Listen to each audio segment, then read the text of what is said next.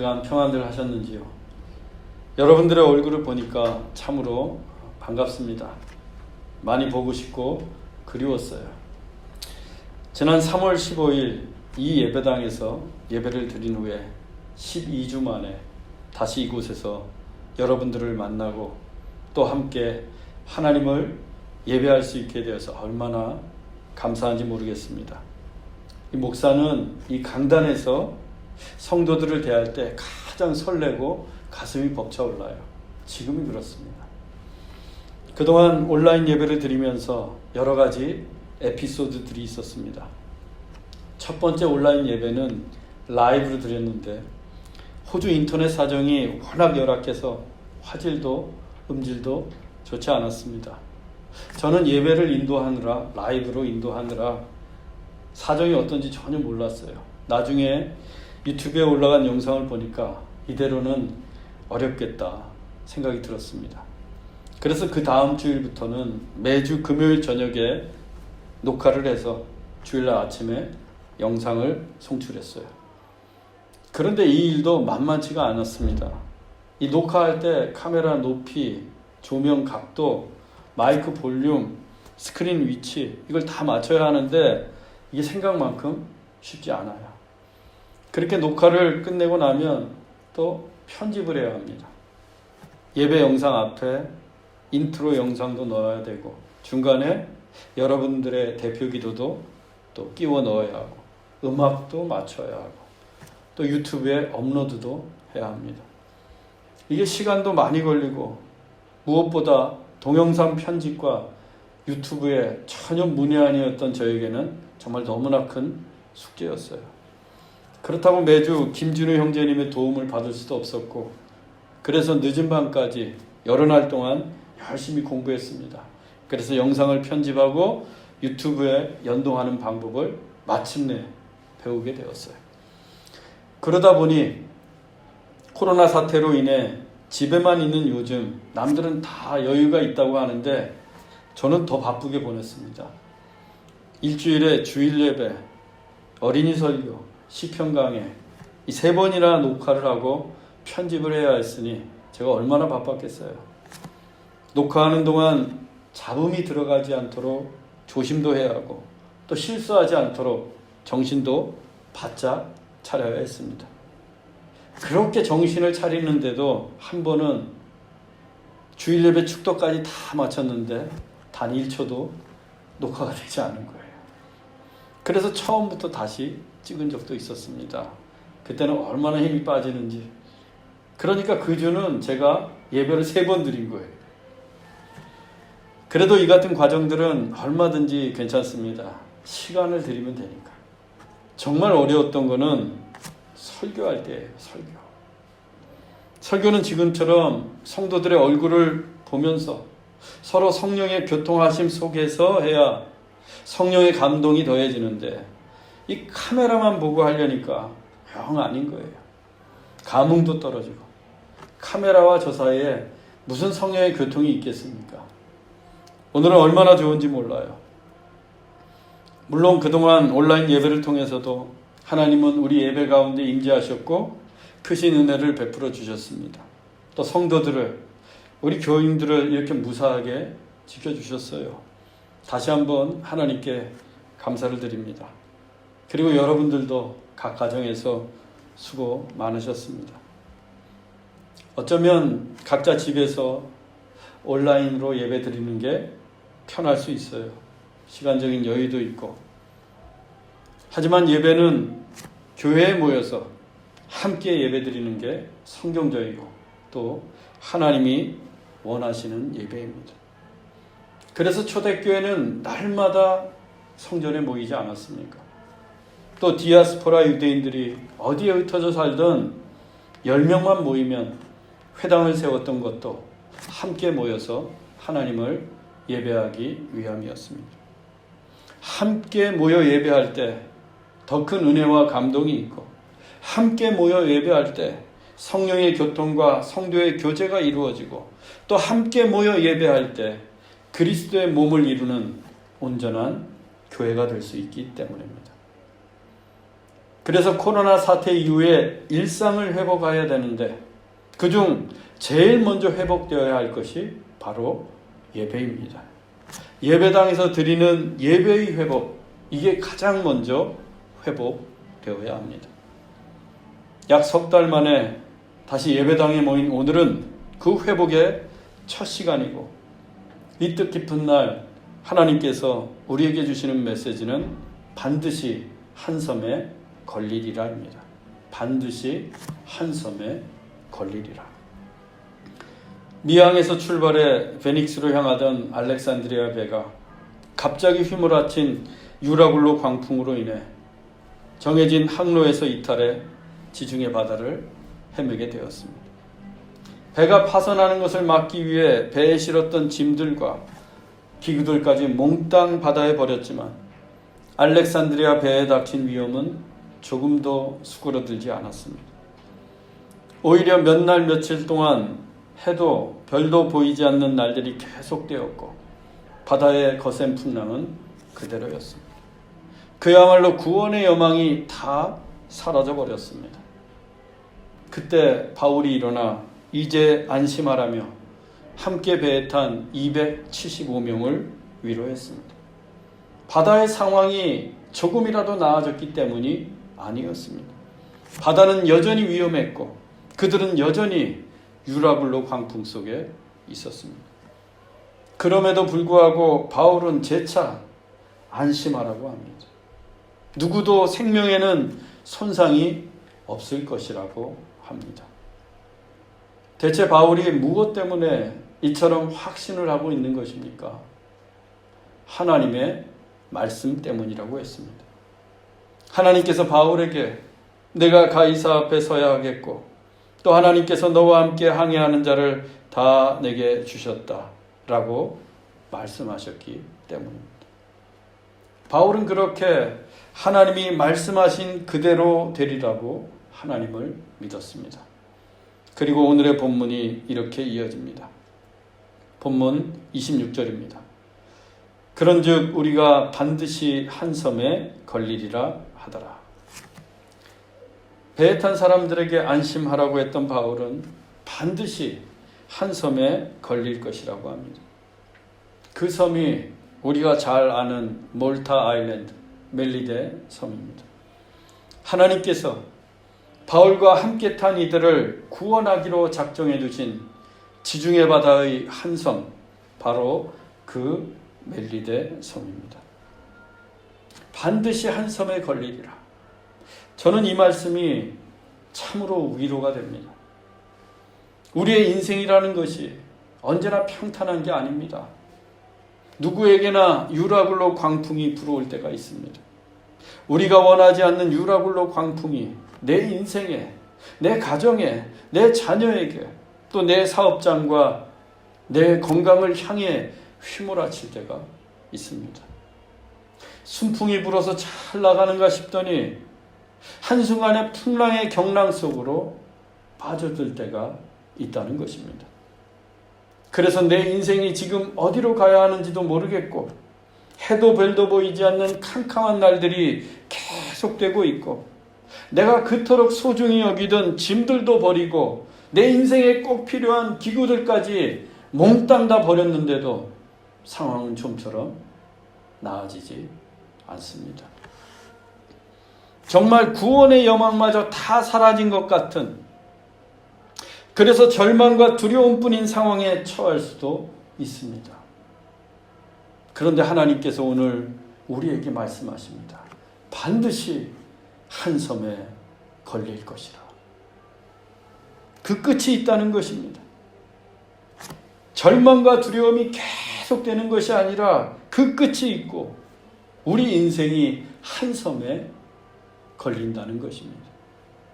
즉 파선의 위험에 처한 우리에게 살 길을 열어주시고 새 소망을 주시기 위해 하나님께서 유라굴로 광풍이 부는 바다 한가운데에 친히 준비해 두신 우리의 멜리데 섬이 있다는 것입니다. 정말입니다. 우리 각자에게는 다 그 섬이 있습니다. 저마다 다른 모양과 다른 형태의 멜리데 섬이 있어요. 아브라함의 인생에 걸렸던 한 섬은 모리아 산이었습니다. 아브라함이 그 모리아 산에서 100세에 얻은 아들 이삭을 하나님께 번제물로 바치기 위해 제사장 칼을 높이 치켜들었을 때 그의 마음이 어떠했겠습니까? 하나뿐인 아들인데, 100세에 얻은 아들인데, 말로 다 할 수 없는 유라굴로 광풍이 그의 마음 가운데 휘몰아쳤을 것입니다. 그런데 그 모리아 산이 하나님께서 그의 믿음을 확인하시고 여호와 이레 어린 양을 친히 준비해 두신 그의 멜리데 섬이었습니다. 바로의 눈을 피해 미디안 광야로 도망쳐 이름 없는 양치기 노인으로 살던 모세에게 하나님이 나타나셨습니다. 모세가 그날 하나님을 만나고 자기 신발을 벗고 출애굽의 소명을 받았던 그 시내산이 바로 그의 멜리데 섬이었습니다. 베드로가 걸렸던 한 섬은 밤새도록 그물을 던졌지만 한 마리도 잡지 못했던 갈릴리 바다였습니다. 예수님께서 깊은 곳에 그물을 던지라고 하셨던 그 깊은 갈릴리가 그의 인생의 멜리데 섬이었습니다. 바울에게는 사울이었을 때 살기가 등등한 채로 그리스도인들을 참멸하기 위해 올라가던 다메섹 길, 하늘로부터 쏟아지는 빛 속에서 주님을 만났던 그 다메섹 도상이 그의 멜리데 섬이었습니다. 우리도 마찬가지입니다.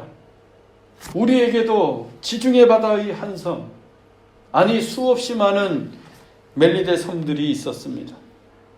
여러분의 인생을 한번 돌아보십시오.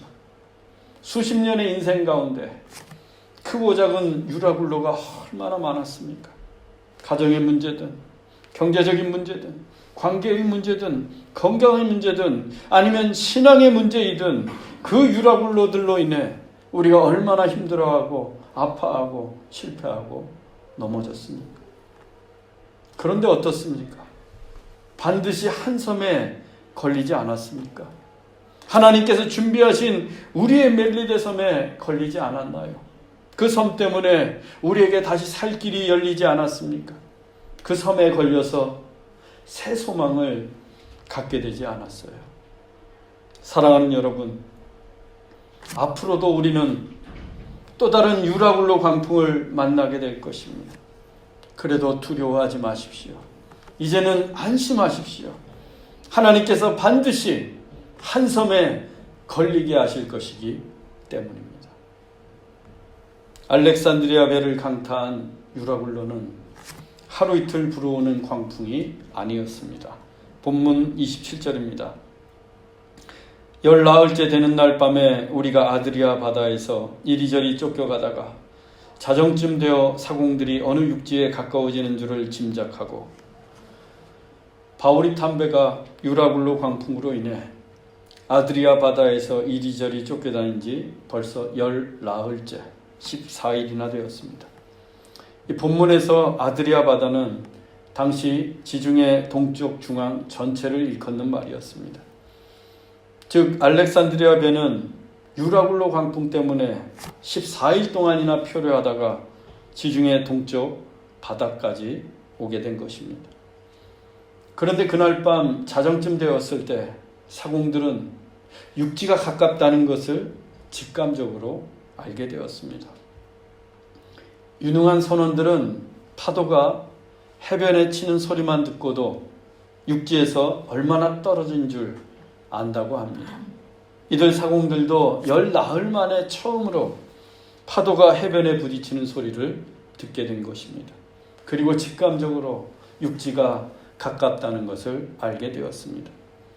그렇지 않고서야 자정, 즉 밤 12시 그 캄캄한 밤에 아무것도 보이지 않았을 텐데, 더욱이 몇 날 며칠 동안 해도 별도 보이지 않았는데 무슨 수로 육지를 볼 수 있었겠습니까? 아무것도 보이지 않았지만 사공들은 파도 소리만 듣고 육지가 가깝다는 것을 알았던 것입니다. 그만큼 그들은 베테랑이었고 전문가들이었습니다. 그 사공들이 얼른 수심을 재어봅니다. 본문 28절로 29절입니다. 물을 재어보니 20길이 되고 조금 가다가 다시 재니 15길이라. 암초에 걸릴까 하여 고물로 닷넷을 내리고 날이 새기를 고대하니라. 당시에는 무거운 추가 달린 줄을 바다에 내려서 수심을 재었습니다. 사공들이 줄을 내려 물을 재어보니 20길이 되었습니다. 한 길은 성인 남자가 양팔을 벌렸을 때 왼쪽 중지 끝에서 오른쪽 중지 끝까지의 길이, 그래서 약 1.8m 정도 된다고 합니다. 그래서 20길이면 수심이 36m예요. 배가 조금 더 움직여서 다시 재어보니 이번에는 15길 27m입니다. 처음보다 무려 9m나 줄 정도로 급격하게 수심이 낮아지고 있었습니다. 그래서 사공들은 배가 암초에 걸릴 것을 우려해서 고물에서 닻을 4개 내렸습니다. 이 고물은 선미, 배의 뒤쪽 꼬리 부분입니다. 알렉산드리아 배처럼 대형 선박은 수심이 낮아지면 암초에 걸리기가 쉽고 암초에 걸리면 배가 파손하게 됩니다. 그래서 사공들이 재빨리 고물에서 닻을 내렸던 거예요. 더 이상 배가 앞으로 나아가지 못하도록 하기 위함이었습니다. 그리고 날이 새기를 고대합니다. 날이 새야 육지가 어디쯤인지 볼 수 있기 때문입니다. 그런데 이 사공들이 이상한 짓을 합니다. 본문 30절입니다. 사공들이 도망하고자 하여 이물에서 닻을 내리는 채 하고 거룻배를 바다에 내려놓거늘. 사공들이 이번에는 이물에서, 이물은 배의 선수, 즉 배의 앞쪽입니다. 이미 고물에서 닻을 4개씩이나 내렸는데 그들은 이물에서도 닻을 내리는 채 했습니다. 하지만 그들이 내린 것은 닻이 아니라 거룻배였어요. 거룻배, 라이프보트, 구명정이었습니다. 육지가 가깝다는 것을 안 사공들이 그 거룻배를 타고 도망하고자 했던 거예요. 유라굴로 광풍은 지금도 계속해서 불고 있습니다. 닻을 4개나 내렸지만 광풍이 세차게 불면 배가 어떻게 될는지 장담할 수가 없습니다. 한순간에 암초에 부딪혀 파손할 수도 있습니다. 다른 사람들은 몰라도 베테랑 이 사공들은 알고 있습니다. 그래서 날이 밝을 때까지 기다릴 수가 없었던 거예요. 수심이 한 번에 9m씩 훅훅 낮아지고 있는데 더 이상 지체하다가는 위험할 수 있다고 판단했던 겁니다. 그래서 몰래 거룻배를 내려 도망치려고 했습니다. 그런데 지금 그 배를 움직이고 그 배를 안전하게 지킬 수 있는 사람들이 누구예요? 그 사공들입니다. 사공들이 있어야 그 배를 타고 항해할 수 있어요. 그리고 사공의 제일 가는 책임은 그 배에 타고 있는 승객들을 목적지까지 안전하게 데려다 주는 것입니다. 모든 승객이 하선할 때까지 배에서 내리지 않고 배를 지키는 게 사공들의 책임이고 의무입니다. 비행기 타보셨겠지만 승무원이 승객들보다 먼저 내리던가요? 아니잖아요. 마지막 승객이 내릴 때까지 그분들은 비행기를 떠나지 않습니다. 그게 승무원들의 책임이고 의무이기 때문입니다. 비행기나 선박이 위험하면 위험할수록 이 같은 책임과 의무감은 더해집니다. 그런데 알렉산드리아 배의 사공들은 그 책임과 의무를 헌시짝처럼 버리고 몰래 도망치려고 했습니다. 승객들의 안전은 안중에도 없었고 자기들만 살려고 했습니다. 그런데 이 장면 어디서 본 것 같지 않습니까? 예, 세월호 참사 때입니다. 고등학생과 승객 476명을 태운 세월호가 진도 앞바다에 침몰했을 때 그 배를 책임지고 승객들을 돌봐야 할 선장과 선원들이 자기들만 아는 통로로 먼저 탈출했습니다. 승객들에게는 가만히 있으라, 라고 하고선 그 배의 전문가들인 선장과 선원들이 배와 승객을 버리고 자기들만 살겠다고 도망을 친 것입니다. 그때 국민들이 얼마나 분노했습니까? 2000년 전 아드리아 앞바다에서도 이와 똑같은 일이 벌어지고 있던 거예요. 사공들의 도주는 성공하는 듯 했습니다. 거룻배는 이미 내렸고 이제 거룻줄을 타고 내려가 거룻배를 타기만 하면 됩니다. 그런데 어둠 속에서 이 모든 것을 꿰뚫어 보고 있는 한 사람이 있었습니다. 사도 바울입니다. 본문 31절입니다.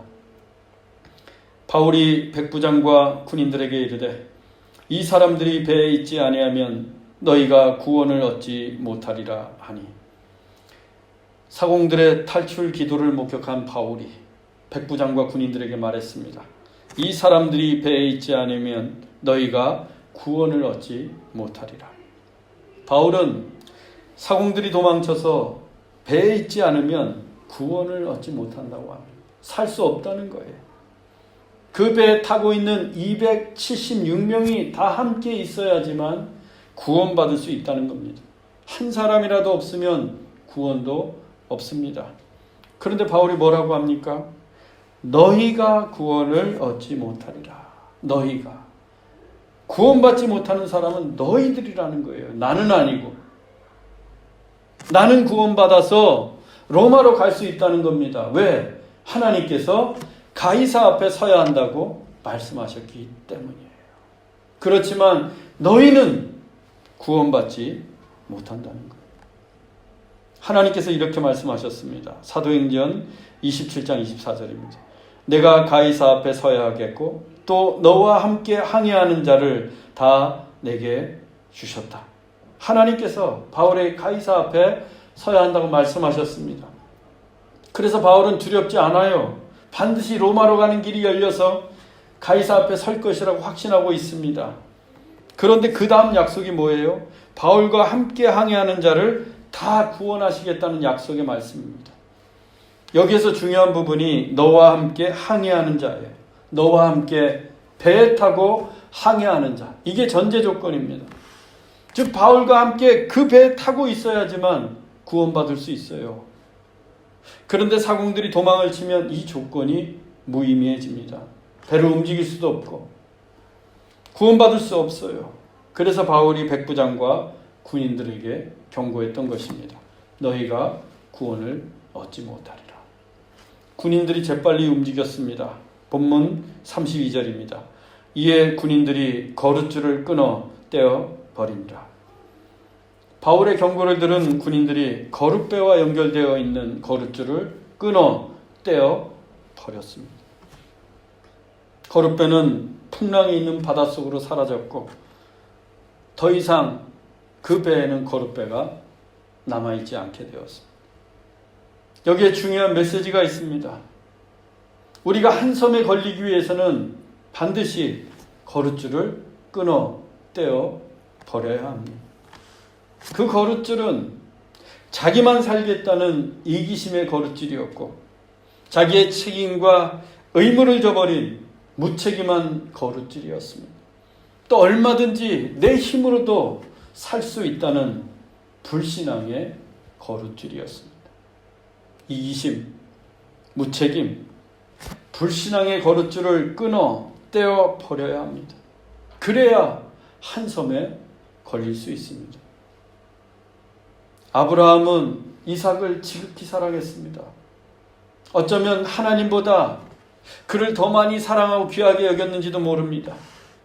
그 이삭이란 거룻줄을 아브라함은 모리아산에서 끊어 떼어 버렸습니다. 모세는 바로에 대한 두려움의 거룻줄을 시내산에서 끊어 떼어 버렸습니다. 그리고 달랑 마른 막대기 하나만을 들고 애굽으로 향했습니다.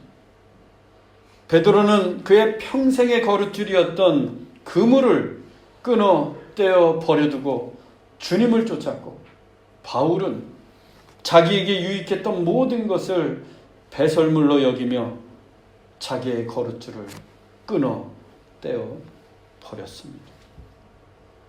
그렇게 거룻줄을 끊어 떼어 버렸을 때 그들은 하나님이 친히 준비해 두신 한 섬에 걸릴 수 있었습니다. 그들이 거룻줄을 끊어 떼어 버린 후에 아브라함은 명실상부한 믿음의 조상이 되었고, 모세는 홍해를 가르며 출애굽의 대역사를 이루었습니다. 또 베드로는 초대교회의 위대한 지도자가 되었고, 바울은 사도가 되어 온 지중해 세계에 주님의 교회를 세웠습니다. 거룻줄을 끊어 떼어 버리면 반드시 한 섬에 걸리는 놀라운 역사가 일어납니다. 여러분의 거룻줄은 무엇입니까? 물질입니까? 욕망입니까? 옛 습관입니까? 지나친 염려와 두려움입니까? 아니면 아직도 해결되지 못한 큰 상처와 상실감입니까? 그것이 무엇이 되었든 여러분의 발목을 잡고 있는 그 거룻줄, 오늘 이 시간에 다 끊어 떼어 버리십시오. 그러면 하나님이 준비하신 한 섬에 걸릴 수 있습니다. 하나님께서도 우리를 구원하시기 위해 당신의 거룻줄을 끊어 떼어 버리셨습니다. 하나님의 거룻줄은 예수님이셨습니다. 하나님은 예수님을 그 십자가 위에서 끊어 떼어 버리셨습니다. 십자가에 달리신 예수님께서 나의 하나님, 나의 하나님, 어찌하여 나를 버리셨나이까? 라고 절규하시는데도 하나님은 그 예수님을 끊어 떼어 버리셨습니다. 그래야 우리가 구원의 한 섬, 영생의 한 섬, 천국의 한 섬에 걸릴 수 있기 때문입니다. 사랑하는 형제자매 여러분, 우리 인생 가운데 유라굴로 광풍이 불어도 반드시 한 섬에 걸릴 것입니다. 하나님께서 그렇게 하실 것입니다. 그러니 두려워하지 마시고 안심하십시오. 우리가 해야 할 일은 우리의 거룻줄을 끊어 떼어 버리는 것입니다. 그리고 하나님만을 의지하는 것입니다. 그때 하나님께서 예비하신 위대한 한 섬, 소망이 넘치는 한 섬, 영광스러운 우리의 멜리데 섬에 반드시 걸리게 될 것입니다. 우리 모두 거룻줄을 끊어 떼어버리고 하나님이 준비하신 한 섬에 걸리는 놀라운 은혜가 있기를 주 예수 그리스도의 이름으로 축원합니다. 기도하겠습니다. 사랑의 하나님, 석 달 만에 다시 주님의 전에 나와 성도들과 함께 하나님을 예배하게 하시니 참으로 감사합니다. 우리 인생에도 우리를 두렵게 하고 넘어지게 하는 수많은 유라굴로 광풍들이 있습니다. 그렇지만 하나님께서 반드시 한 섬에 걸리게 하실 줄로 믿습니다. 우리를 구원하시고 새 소망을 주시는 한 섬을 예비하신 줄로 믿습니다. 그 섬에 걸릴 수 있도록 우리의 거룻줄을 끊어 떼어버리게 하옵소서. 우리의 이기심과 탐욕과 염려와 불신의 거룻줄을 끊고 오직 주님만을 의지하게 하옵소서. 그래서 하나님의 은혜와 축복이 넘치는 멜리데 섬에 걸리는 놀라운 역사를 보게 하옵소서. 우리의 영원한 구원의 한 섬 예수 그리스도의 이름으로 기도하옵나이다. 아멘.